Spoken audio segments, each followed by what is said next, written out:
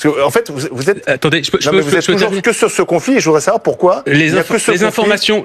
Attendez, M. Caron, pourquoi il y a que ce conflit? Est-ce que vous m'autorisez à répondre à votre question? Est-ce que pourquoi il y a que ce conflit, finalement? Il n'y a pas du tout que ce conflit. Qui vous semble vous obséder. Je vais vous répondre la plupart des postes que vous faites, la plupart des postes sont consacrés à ce conflit. Je vais répondre à votre question si vous me laissez parler. Parce qu'il y a d'autres conflits comme celui du Soudan, 150 000 morts, c'est aussi terrible. Pourquoi c'est ce conflit-là qui vous intéresse particulièrement? Je vais vous répondre tout de suite. D'abord, puisque je voulais profiter un peu de ce passage, vous avez lu la tribune de l'historien israélien Amos Goldberg, parce que vous savez, nous qui parlons de génocide, on est accusés d'être antisémites. Encore une fois, vous savez quand même qu'il y a beaucoup d'historiens israéliens spécialistes des génocides et de la Shoah en particulier, qui disent que ce qui se passe à Gaza est un génocide. Je voudrais quand même prendre le temps. On a le temps un peu quand même. Mais répondez aux questions. Je vais répondre juste après. Voilà. Ah bon. C'était dans Le Monde. Il y a le 29 octobre. Ce qui se passe à Gaza est un génocide. D'accord. Car Gaza n'existe plus. Le territoire a été totalement détruit. Le niveau et le rythme de tuerie indiscriminés touchant un nombre énorme de personnes innocentes, y compris dans des lieux définis par Israël comme des zones sûres. La destruction de maisons, d'infrastructures, de presque tous les hôpitaux et universités. Les déplacements de masse, la famine organisée, l'écrasement des élites et la déshumanisation étendue des Palestiniens dessinent l'image globale d'un génocide. Vous savez qu'il y a des centaines de spécialistes, d'universitaires qui disent exactement la même chose. Voilà. Alors pourquoi j'en parle tant? Je réponds à la question. Oui. Parce qu'on n'est pas nombreux à en parler. Ah bon? Ouais. Il date de quand votre dernier sujet, vous sur BFM? Vous plaisantez? Votre dernier sujet. C'est un long format qui a d'ailleurs été salué par la critique et qui a obtenu un prix qui s'appelle L'Enfer de Gaza. Merci, c'était quand ça? Il est encore disponible. Non, mais les massacres à Gaza, c'est tous les jours. Vous savez qu'il y a encore. C'est pas ça dont je vous parle. Vous êtes une chaîne d'infos en continu. Oui. Vous faites pas de la production de documentaires comme votre spécialité. Et je vous félicite d'ailleurs pour ce documentaire. Maintenant, la question c'est. Vous ne répondez pas à la question. Pourquoi? Si j'étais en train de vous répondre, je suis en train de vous dire parce que personne n'en parle ici. Parce que notamment, les médias ne font pas leur travail. Tout le monde en parle. Vous plaisantez. C'est le conflit le plus couvert de ces derniers mois. C'est vous qui plaisantez, c'est le conflit le plus couvert. De quand date la dernière information que vous avez donnée sur les morts à Gaza? Aujourd'hui, il n'y en a pas eu, effectivement. Non, mais surtout, il y en a eu aujourd'hui des morts à Gaza. Vous posez des questions, vous nous répondez par des questions. Bien sûr. Est-ce que vous avez diffusé le témoignage absolument bouleversant? Est-ce que vous avez diffusé, si je suis en train de vous répondre, est-ce que vous avez diffusé le témoignage absolument bouleversant d'un chirurgien anglais, britannique, qui a été auditionné par le Parlement anglais, dans le témoignage dans lequel il raconte ce qu'il a vu sur place, il était humanitaire sur place pendant plusieurs semaines à Gaza. Et il raconte, par exemple, en larmes, que tous les jours, il devait soigner des enfants. Il a dit, je ne recevais quasiment que des enfants et des femmes. Et il dit, je recevais des enfants qui avaient été touchés par une explosion. Et ils expliquaient, ces enfants, que lorsqu'ils étaient à terre, un drone arrivait et leur tirait dessus. Un drone arrivait et leur tirait dessus. Les enfants sont délibérément visés à Gaza. Est-ce que ça, vous l'avez montré, ce témoignage?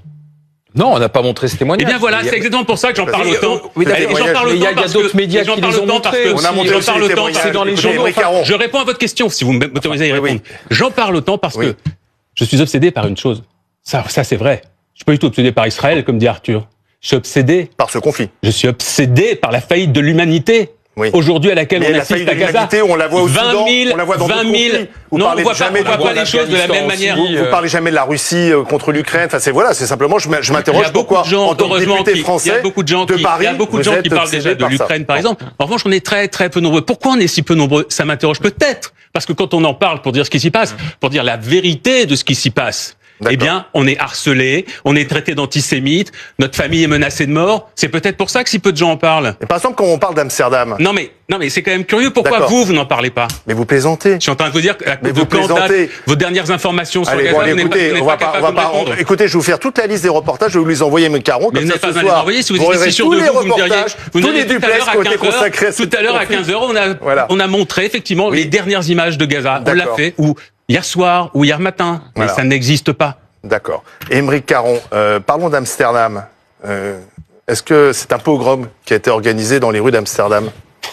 Alors ça, c'est incroyable aussi votre manière d'agir. On va repartir sur des batailles sémantiques. Vous utilisez des termes aussi comme génocide, et le terme pogrom a été utilisé pour ce qui s'est passé à Amsterdam. Il a été utilisé, oui. Notamment par les autorités néerlandaises. D'accord. Lorsque j'utilise le terme génocide, je m'appuie sur la Convention sur le génocide de 1948. Je m'appuie sur... D'accord, c'est pas la question, c'est le terme du pogrom. Est-ce qu'il y a eu un pogrom à Amsterdam ? Mais c'est incroyable, quand on vous répond pas en 10 secondes... il y a un problème chez vous. Donc, je m'appuie sur les nombreuses analyses des historiens, des universitaires. Vous m'interrogez sur le mot pogrom, qui a une vraie connotation historique. Pour le coup, c'est un historien que vous devez poser la question. Génocide. Pas à moi. En train de vous parler de ce qui se passe aujourd'hui à Gaza. Dans ce cas-là, ne venez pas devant des journalistes si vous ne pouvez pas répondre aux questions qu'on vous pose. Si, sauf c'est pour ça qu'on puisse vous donner les réponses qu'on a envie de vous donner. Pas du tout. Et pas forcément ce que vous avez entendu. Non. Je suis en train de, vous savez qu'au moment où nous parlons, au moment où nous parlons, vous savez ce qui se passe dans le nord de Gaza. Il y a des bombardements, il y a des enfants qui meurent, il y a un nettoyage ethnique avec une famine qui est en train de se dérouler et c'est gravissime. Est-ce que ça, vous en avez parlé? C'est ça, c'est au moment. Pourquoi revenir sur ce qui s'est passé il y a 4 jours et qui a été déjà largement commenté? Si vous êtes venu simplement pour nous dire il faut parler de ça et pas parler de ça, ça va être compliqué de continuer la conversation. Vous arrivez avec vos questions et vous voulez absolument que je donne des réponses que vous attendez. Non. Jusqu'à présent, vous avez donné plus de questions que de réponses. Ce que je vais vous dire. Quand des gens m'accusent d'être trop focalisé, de trop faire de tweets, de trop communiquer sur ce qui se passe à Gaza, je crois que ces personnes n'ont pas compris que depuis 1 an, toutes les images que je vois et que je revois chaque jour, parce que c'est quasiment les mêmes qui nous parviennent. Oui, vous avez même organisé une projection de ce qui s'est passé à Gaza à l'Assemblée nationale. Toutes les images que moi m'ont complètement changé. Pour moi, c'est le sujet principal qui devrait tous nous occuper. Ça devrait être sur votre antenne tous les jours. Mais pourquoi? Parce que nous avons, on ne devrait parler que de ça. Pas que, il y a énormément d'autres sujets dont on doit parler, mais celui-ci devrait être un sujet majoritaire. Pourquoi? Parce que on n'a jamais vu une telle chose depuis le début du XXIe siècle. On n'a jamais vu une telle densité de crimes de guerre, de crimes contre l'humanité, d'enfants tués, 20 000 enfants tués en si peu de temps, sur une surface aussi étroite. Enfin, vous le savez quand même tout ça. Donc, et le pire, pourquoi? C'est parce que nous sommes mêlés. Pourquoi nous, et vous devriez être aussi intéressés que moi en tant que député français précisément, parce que nous avons une responsabilité. Nous avons laissé faire. Notre gouvernement a laissé faire. En ne disant... Qu'est-ce qu'on aurait pu faire? On a bien que la France dans ce conflit. Par exemple, on aurait pu annuler le match de foot de demain. Ça aurait changé. Vous pensez qu'on annule le match et la guerre s'arrête à Gaza? Donc on ne fait rien. Sanctions économiques. Donc arrêt de l'accord de coopération entre l'Union européenne et Israël, par exemple. Sanctions dans le domaine sportif. Moi, j'étais déjà de ceux qui disaient qu'il fallait sanctionner l'équipe israélienne. Alors, s'il faut sanctionner l'équipe iranienne, par exemple, qui soutient le Hezbollah et qui est un mouvement terroriste. En fait, c'est intéressant. À chaque fois que vous faites ça. Non, mais quand je vous parle d'un sujet, vous me reprochez de ne pas parler d'un autre sujet. Mais pourquoi vous ne pouvez pas parler du sujet? C'est lié dans le conflit qui vous obsède. L'Iran joue une part importante. Eh ben, si vous voulez, proposez-le. Moi, je fais une proposition. Si vous voulez effectivement qu'on sanctionne l'Iran ne doit plus non plus jouer un match de foot. Proposez-le. Non, mais il n'y a pas de souci. Je vous pose la question. Je croyais que vous étiez journaliste et que vous n'aviez pas d'avis. Vous venez de me dire ça il y a 2 minutes. Non, je vous pose une question. Vous avez beaucoup d'avis. Vous avez beaucoup d'avis parce que d'ailleurs, c'est votre rôle dans cette émission de donner votre avis. Non, c'est pas ça. Mais est-ce que vous êtes obsédé par Israël? Est-ce que non, pas par Israël. Vous avez mal entendu. Ce même regard. Un journaliste, en principe, est censé rapporter correctement les propos. J'ai dit l'inverse. Je suis obsédé par ce qui passe à Gaza et non par Israël. Est-ce que aussi vous mettez l'Iran dans la responsabilité de ce qui se passe aussi sur place? Alors, est-ce qu'il faut que Non, je ne soutiens pas le régime iranien. Non, c'est pas ça ma question. Est-ce que l'Iran est aussi responsable pour l'instant, de ce conflit? De quoi? En soutenant financièrement le Hezbollah, mais aussi le Hamas. Le Hamas qui a donc été soutenu par les canaux de Netanyahou. Je réponds. Donc bien sûr qu'il y a les responsabilités sont multiples. Donc s'il y avait un match France-Iran, vous seriez le premier à dire l'Iran ne peut pas jouer contre la France. Le problème, c'est que si on va dans l'histoire de toutes les diplomaties, on va trouver des problèmes dans beaucoup d'endroits. Mais on est donc quand même obligé de s'arrêter sur ce qui nous paraît peut-être le plus évident dans l'horreur ou dans la barbarie ou dans l'inacceptable. Toutes les violations.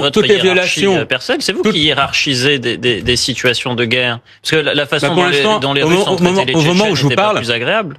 Et la façon dont les Chinois traitent les Ouïghours n'a rien d'enviable. Au moment où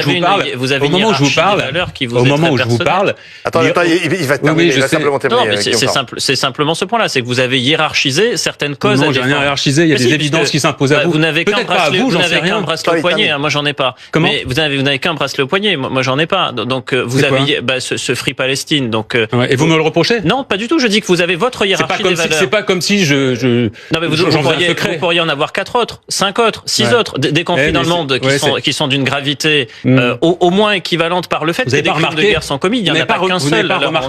Vous n'avez pas remarqué un truc, c'est que dans l'histoire de l'humanité, dans l'histoire récente notamment, il y a des gens qui ont porté des combats. Oui. Il y a des féministes qui sont connus. Il y a des militants pour les droits homosexuels qui sont connus. Oui, il y a des militants pour les Ouïghours qui ont vraiment porté ce combat.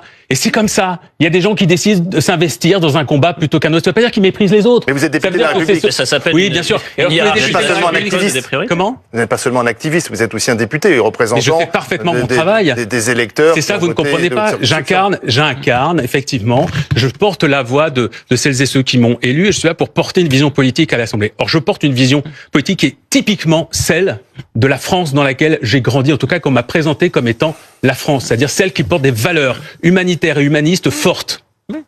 D'accord? Or, ce à quoi j'assiste, ce à quoi j'assiste depuis un an, dans le silence, dans l'inaction, dans le soutien à ce qui se passe à Gaza, à ces atrocités absolument inédites au XXe siècle, ne correspond pas du tout à la France dans laquelle j'ai grandi et aux valeurs républicaines, d'humanisme, d'humanité qui sont censées être celles de notre pays. Vous savez, ce pays qui s'enorgueillit de défendre mieux que tous les autres les droits humains. Et là, qu'est-ce qu'on fait? Qu'est-ce qu'on a fait depuis un an? Les politiques, lesquels en parlent? Quasiment pas. Quasiment aucun.